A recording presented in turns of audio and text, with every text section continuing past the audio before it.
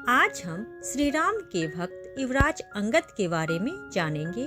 तो चलिए शुरू करते हैं। युवराज अंगद वाली के पुत्र थे। वाली इनसे सर्वाधिक प्रेम करता था।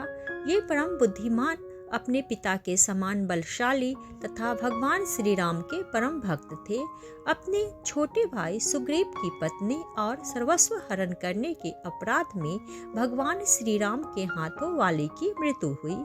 मरते समय वाली ने भगवान श्री राम को ईश्वर के रूप में पहचाना और अपने पुत्र अंगद को उनके चरणों में सेवक के रूप में समर्पित कर दिया। प्रभु श्री राम ने वाली की अंतिम इच्छा का सम्मान करते हुए अंगद को स्वीकार किया। सुग्रीव को किष्किंधा का राज्य मिला और अंगद युवराज बनाए गए। सीता जी की खोज में वानरी सेना का नेतृत्व युवराज अंगद ने ही किया।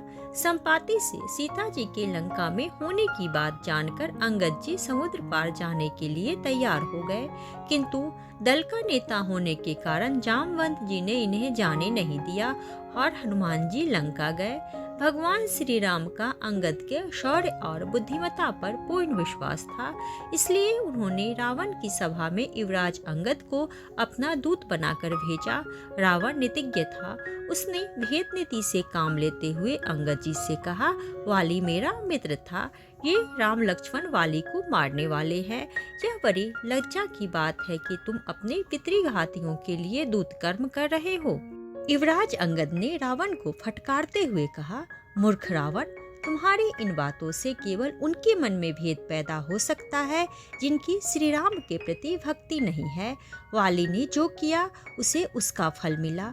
तुम भी थोड़े दिनों बाद जाकर वहीं यमलोक में अपने मित्र का समाचार पूछना। जब रावण भगवान की निंदा करने लगा तो युवराज अंगद सह नहीं सके। क्रोध करके इन्होंने मुट्ठी बांधकर अपनी दोनों भुजाएं पृथ्वी पर इतने जोर से मारी कि भूमि हिल गई। रावण गिरते गिरते बचा।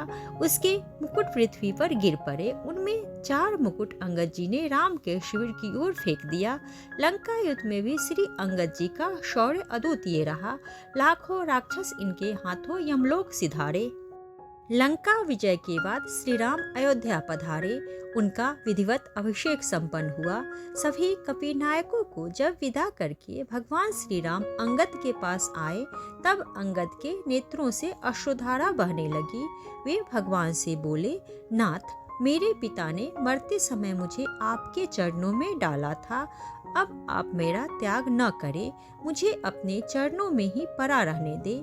यह कहकर अंगद जी भगवान के चरणों में गिर पड़े। प्रभु श्री राम ने इन्हें उठाकर हृदय से लगा लिया।